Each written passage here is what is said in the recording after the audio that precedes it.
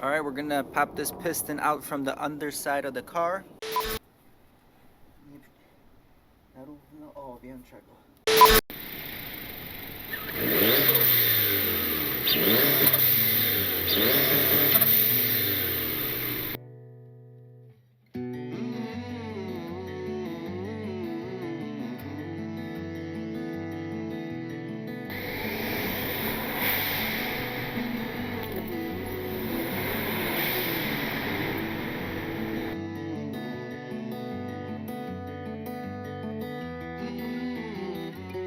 You can tell the torque right away, man. By one gear, you're already car length and fucking pulling, man. And I'm same start and everything, you know what I mean? Very nice. Sounds fucking sick, dude.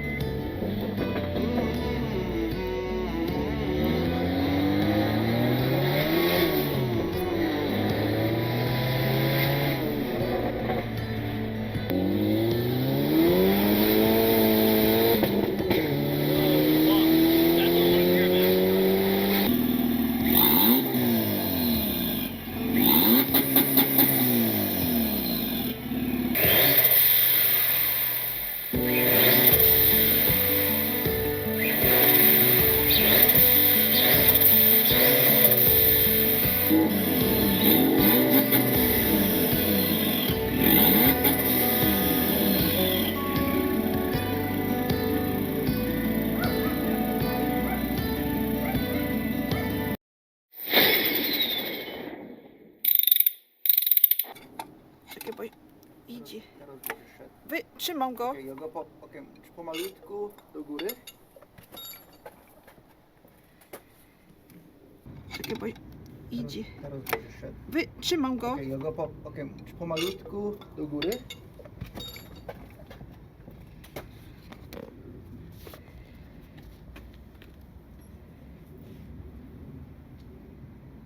There she is, boys. There she is. Look at that. Wow. Ale krzywy. Wow. Gdzie jest Lusia? The damaged rod. Sheesh. Turbo Civic, boys, R18. That's what you get. 6-7 pounds of boost, about 7,000 miles. And there you have it, guys. Look at that bearing. Look at the difference. OEM bearing we got as a replacement, and this one is just nice and bent. And you can see the stress marks right over here. That's where probably all the heat was in. It just evaporated that oil. Yeah. There you go. There she is.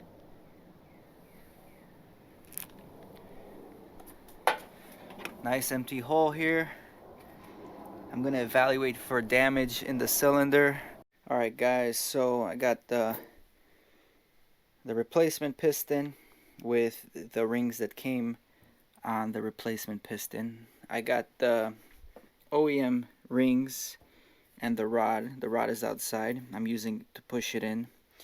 I'm using it to push the rings into the bore. I just measured the two top rings over here and checked the clearances on the used compression ring and the first and second ring, and now I'm going to check the clearances on the original rings I had. So you got some clearances here that we are looking at. Top ring, second ring. You can measure the oil rings. It tells you how to install the oil ring. So yeah, I'm using that as a guide. We already checked the clearances on those. So they're obviously on the looser side, which is good, I guess. I mean, for boost it's good, but now that we're going back to factory, it doesn't really matter. So let me prop you guys up here and maybe you guys can see what I'm doing. Alright, I'm taking my ring here.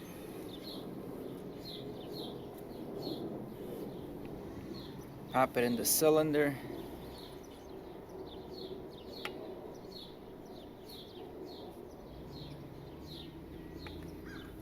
right there. And I'm gonna check the clearances. So I got maximum limit is 60 millimeters or 0.024 of an inch. So I'm using millimeters because this is easier for me, man. All my numbers are always messed up.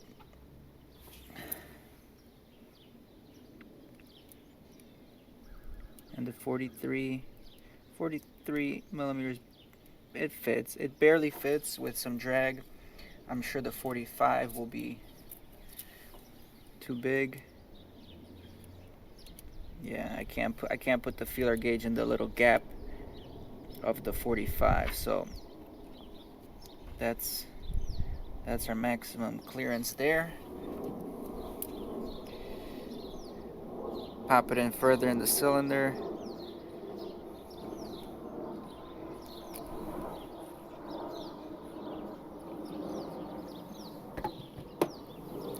That's gonna, because we want to check the cylinder, see if it's round, you know. If the gap changes from the top of the cylinder to the bottom of the cylinder, you know, your cylinder is out of round too. There's so many variables that can come into play. Well, I'll tell you, man, my piston ring right now seems to be a little tighter. The other one was locking out at 0.45 millimeters. This one won't go in with a 0.43. Let's see if it'll go in with a 0.40. Yeah, 0.40 will go through. So 0.43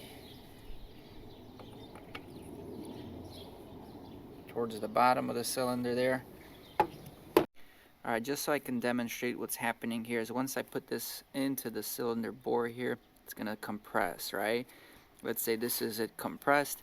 Then you take your feeler gauges and we're going to put the obviously you take one, but you check the clearances of the gap and see which one drags. If it drags or if it won't fit, that's your maximum allowable clearance. For example, if this was the maximum clearance we can use, right there, we know we're good.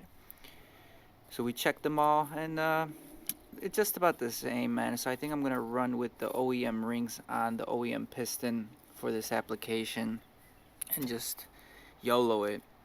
So again, this bearing, you guys probably won't see, but there is a little bit of yellow on the top of that bearing, which represents this one, which came off from probably a B journal to the number 3. So that's yellow. This one I actually noticed some green. I don't know if you guys can see that right on the top bearing. You can see some green. So this is a 2, and if this is like a mix, yellow green maybe came from a C or a D. I don't know, it's hard to tell. I still haven't found the journal locations, but I do have my my gauge here, and when I did the measurements between the bores with the bearings inside, I'm going to show you guys right now again. Right in the middle, 44.74,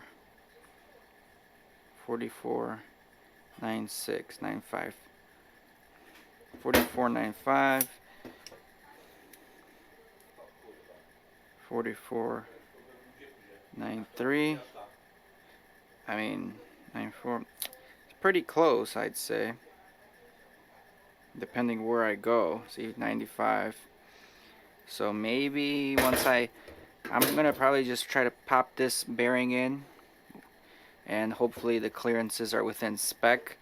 This bearing actually, the bottom one looked good, the cap, but the actual top looks like it wore down just a little bit. So anyway, I got the rings being cleaned.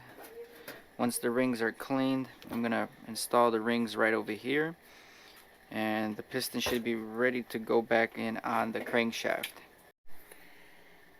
Alright fellas, time to install the rings on this new piston.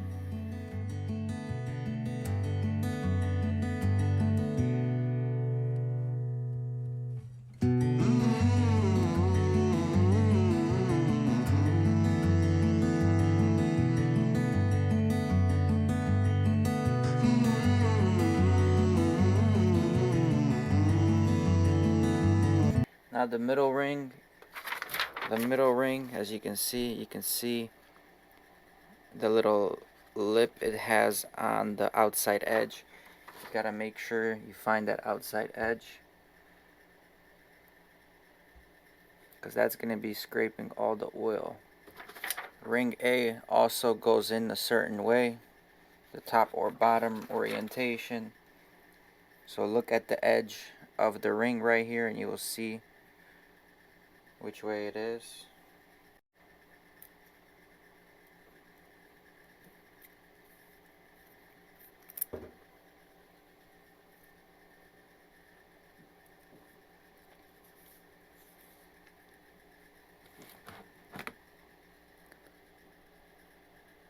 They're all in. Now I just gotta find out the alignment of the pistons. So on this chart right over here, it tells you the alignment. I'm gonna have to figure that out. I ain't here for the money, I ain't here for the fame. Though it might be nice to own a jet plane, I'ma do it all for you. Come along and